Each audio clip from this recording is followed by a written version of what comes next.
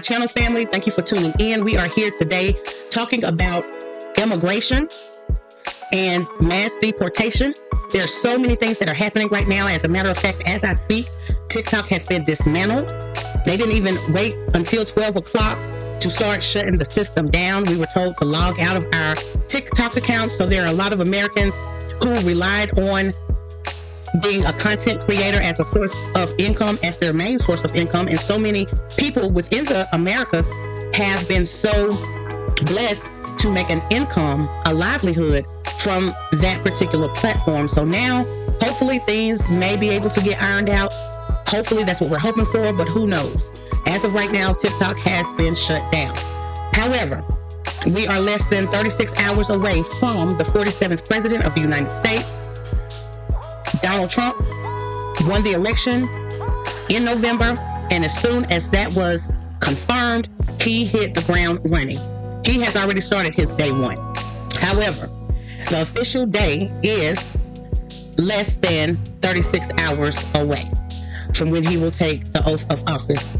And a lot of Americans are excited, and we are waiting for that to happen. This has been a roller coaster, if I must say so myself. We have been through a lot in America, and hopefully now we can start to see the horizon. So we have to continue to pray for our nation, pray for those who are suffering, those who do not know about their tomorrow. We have to keep a prayer out for them as well. But that brings me to immigration, and this brings me to illegal immigrants who have came over here illegally. They were promised by the Biden administration to have a better life. They were promised certain things, and while the border was wide open, they decided to make themselves right at home and come in and blend in. And so I don't want any ill harm to come amongst anybody, because at the end of the day, we all are human. We all have a body, a spirit, and a soul. And so I don't want anything bad to happen to anyone. However, I have to make sure that my home is taken care of first before I can go and do outreach programs. And that's what we want to talk about today. One of the things that President Trump stood on, and I've said this in previous videos, his main running talking point was mass deportation. And they are already ready to go. There are a lot of people who are afraid of what is getting ready to come. However, again, we must take care of home first.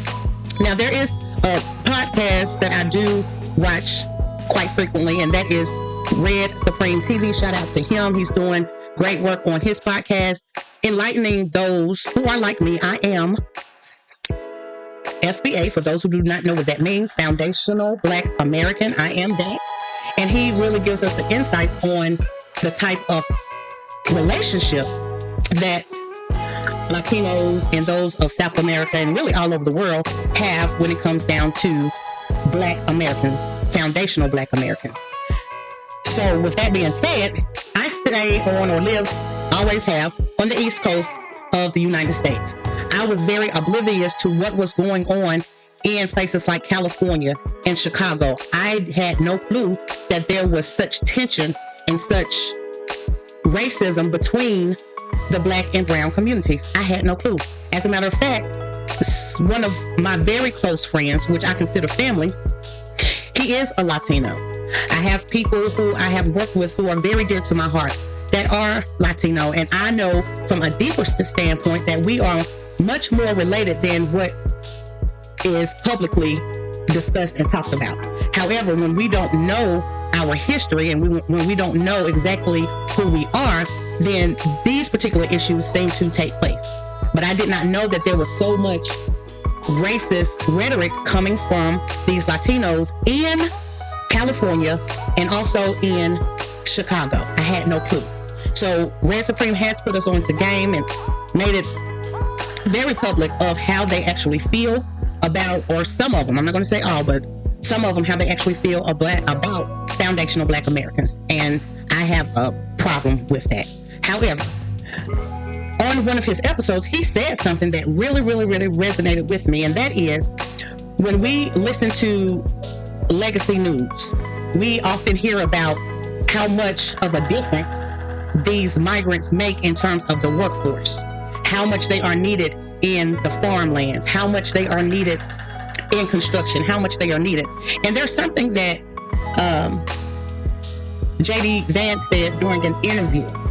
And one of the ladies who was doing the interview, she said, well, you know, most Latino men take up most of the construction jobs. And JD Vance was being sarcastic. He came back and said, well, clearly before 1965, we all were over here just living in huts. We didn't have housing over here in the United States prior to 1965. And he said, but we did, because there's a lot of American workers who are more than capable of building houses, building infrastructure, taking care of our roads and our highways. We have more than enough people to do these jobs. However, when you bring over other people who are willing to work for anything because their expenses are extremely low, it makes a difference. So that's what we want to talk about today. I want to get into just some of the things that I was able to find, some of the content that I was able to come across. One of them comes from Vicki Dillard. This is actually her community page, and shout out to Vicki Dillard. But she said, side note, remember, Kamala Harris fought the court as California's Attorney General to keep firefighting prisoners locked up after a court ordered her to release them. Let's see what else she had to say. So basically, it came out during the campaign that Kamala kept prisoners longer than their stay in order to keep them working in the field. And so basically, because of the fires that are going on in Los Angeles right now, it says nearly 800 prisoners deployed to battle wildfires in Los Angeles, reportedly being paid up to $10.24 a day for their labor. Now, I'm very iffy when it comes down to this prison thing, but Red Supreme said something along these lines that really makes sense to me. He said, why don't we just use those non-violent prisoners to work on the farms? Those non-violent prisoners for these construction sites. Because honestly, I have a lot of people that I know personally and somewhere in my family that didn't get a high school education, or those who did do a sentence in prison and they weren't able to come out and get a job because they were denied because of their record. A lot of companies back in the 90s would hire these parolees, these people who had just been released, and they were able to make a good living working for these construction companies. They were the laborers. And so now those opportunities are no longer available to many of those who are coming home who may not have had a great education, to those who may not be able to find a job because of their record. And so it makes perfect sense to me for us to maybe consider hiring and putting our prisoners to work. And I'm sure, especially, you're getting paid $10.24 for an 8, 9, 10, 12-hour shift, and you're being very productive. And to me, that's paying back the debt to society. Went on to research the Federal Bureau of Prisons, and I wanted to know the total amount of federal inmates as of January the 16th, 2025 was 155,399 prisoners who are currently in custody as we speak. I went a little bit further, and I wanted to know, well, what about the state? Based off of the state, let's look over here. You have Kansas that has, let's go. Texas has 133,800 prisoners. Look at the numbers for California. Look at the numbers for Florida. All of these states, North Carolina, 29,000. All of these states, and this is only in state prisons, not federal, but state prisons. So you have all of these people, and a lot of them have non-violent crimes. I found this article, and I don't know if I can read all of it. I won't, but this is a source that you all can go back and look. But it says America's 1 million non-violent prisoners. And it goes on to say how America has more than tripled over the last 2 decades, from 500,000 to 1.8 million with states like California and Texas experiencing 8-fold prison population increases during that time. Now, this data was actually produced in March of 1999, so we're talking about a substantial difference. About 25 years or so since this information has come out, and so I'm pretty sure that it's entirely more since 1999. But then I'm just trying to figure out, why aren't we using the prisoners as a source of employment? It would be a very good thing for those who are nonviolent to be able to pay their debt to society. I can't think of a better way to pay your debt to society. Now, there are many people in the prison system who have been wrongfully convicted. I get that as well. However, to be able to go outside, get fresh air, possibly work your sentence term down, and get paid, where you can save up that money that you're getting paid on the daily. You can save that money up so when you come home, you can have a little stash to help yourself get started.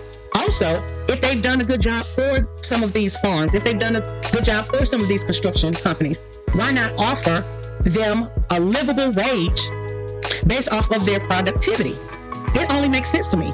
We act like we don't have anybody to help with this farm work. We act like we don't have anybody to help with construction. And there are many Americans who would love to get back into the workforce, but does it make sense when you have a mortgage and when you have utilities and when you have insurances to pay? Because insurances, I don't care what type you have, especially auto insurance, has gone through the roof because there are so many accidents that are happening because people are driving without insurance, without license. And the insurance company, as we all know, is based off of risk. And so because the risk has elevated and is extremely high, so did the cost go up for people who are following the rules, people who don't have points on their license, people who do follow the law. And I don't think it's fair. Lastly, I want to show this particular segment that actually took place on, I would say, the 18th, because right now it's actually going into the 19th. But let's just listen to, again, Trump's mass deportation plan stuns U.S. citizens. And this was done on today. It pretty much went on all day. And it was a lot of good dialogue that went on in this particular conference. But I basically don't want to hold this video long, so let's just tune in to the point that really takes it home. This hearing, to me, it's remarkable that the idea of actually, as you were just saying, Ms. Morin, the idea of enforcing our laws, protecting our border, securing our streets from criminals, it's amazing that that's controversial at all. And it says something a lot about the other side of the dais that we're having this hearing today. Let me just ask you, Mr. Reifman-Melnick, I mean, is it really such a bad idea to deport people like the criminal who killed this young man? This is Travis Wolf. He was 12 years old when he was killed.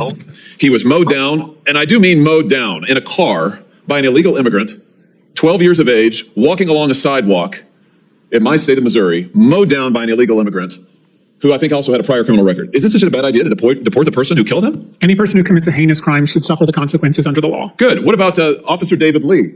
Officer David Lee was killed in Missouri just a few months ago by another illegal immigrant, once again in a car, who used it as a lethal weapon to ram him and kill him. Is it so wrong, such a bad idea to deport the illegal immigrant who killed this good man? Again, any person who commits an awful act should face the full force of the law. We've had multiple stabbings in the state of Missouri at laundromats in O'Fallon, Missouri, where innocent civilians were going to do their laundry of an evening and were attacked with knives, slashed, bled, stomped upon. Should the illegals who did that, should they not be deported? No, as I said, if you commit an offense, you should face consequences. But the overwhelming majority of the 13 million people here today We've had officers assaulted in Kansas City on the other side of the state who have been assaulted by illegal immigrants. One officer required over 100 stitches to the head, a police officer, earlier this year. Should the illegal immigrant who did that not be deported? Again, they should face the consequences of the law, but they are a very small minority of the population that President Trump is promising to deport. Well, let's talk about the rest of the people who you don't want to be deported.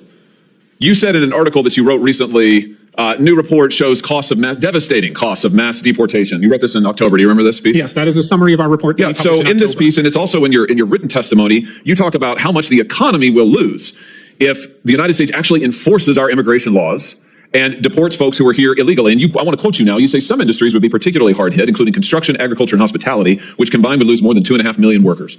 What's the argument here? That there aren't American workers who are available to do those jobs? No, and as I said previously, there likely are, but the issue is that And you don't want their wages to rise? I think that we want to pass a path to citizenship so we can have a level and fair playing field. Why would you want American citizens and those who are here lawfully to have to compete against illegal immigrants who, by the way, are often paid not minimum wage, who are not given the federally mandated benefits precisely because they're here illegally? Why would you want to drive down the wages of millions of working Americans who can't get those jobs in construction, agriculture, and hospitality because illegal immigrants are getting them, and suppressing wages in the meantime? Why would you want to do that? Well, if you've been here for my initial testimony, you know I don't want. Oh, listen, I read your testimony word for word, and I've been watching it, and I know what the answer is. You don't actually care about working people because you're absolutely hell-bent on this ideological agenda of opening our border. You want to give everybody who's here a path to citizenship. You want blanket amnesty. You talk about mass deportations.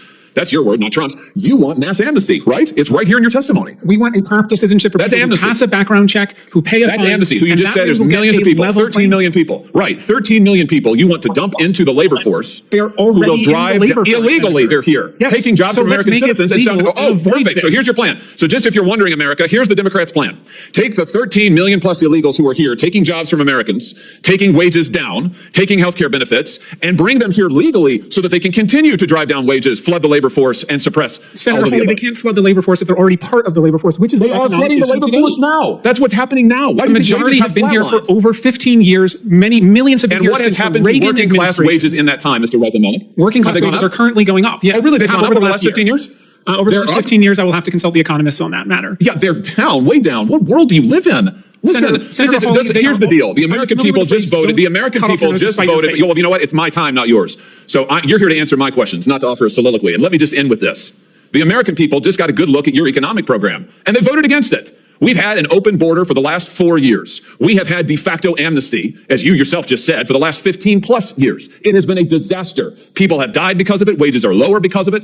Our streets are in chaos because of it. And now you and the Democrat Party just say more of the same, more of the same. Let's double down. I would just say to you, I think that's insanity. I think it's total insanity. And I do too. And that's the thing. When I can't really even explain it.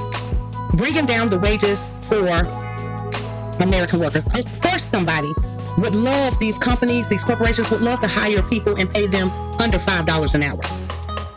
That's a lot to those migrants or immigrants. That's a lot to them.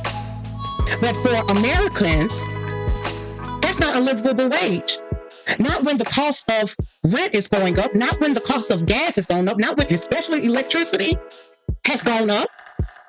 You can work 2 and 3 jobs and still not have enough to make it because of the wages.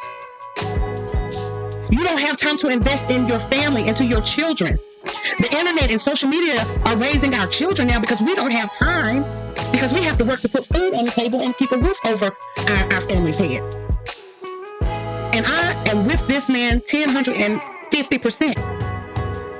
I'm sorry. I'm not trying to be cruel or anything like that. But let's make America first. I don't know what else to say. I just had to say that. That's just one thing I had to say.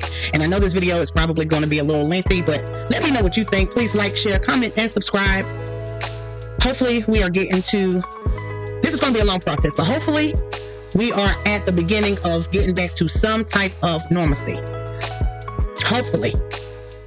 And before I conclude, I said this in one of my previous videos, I don't even know my neighborhood anymore, but I do know that my neighborhood watch, my neighborhood association, I hardly ever got emails unless it was about, upcoming meetings or things within my community that was going on. I hardly ever got emails. Now I'm getting emails every day, and I am compiling everything that is being sent to me.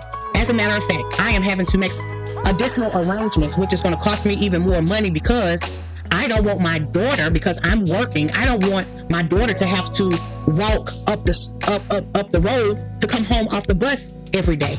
I have had to reach out to my family so that she can get to school safely because I'm at work. And I don't want her to have to leave the house without anybody watching her or making sure that she made it safely. And now I'm going to have to make sure that she also can return home safely. So I'm going to have to definitely be using Uber and Lyft every day. That's extra cost. When I was young, it was nothing for me, especially at her age. She's 16. It was nothing for me. I could walk home to my school with no problem. Didn't have to worry about what could happen. We hear gunshots every day. And this is broad daylight. Around the time that she comes home from school, there are people rushing up and down the street, playing, shooting like it's a game. And like my grandmother always told me, a bullet don't have no eyes. So I just wanted to throw that out there. Let me know what you think. Please like, share, comment, and subscribe. And I will see you in the next video. May the Most High bless, and may the Most High bless America.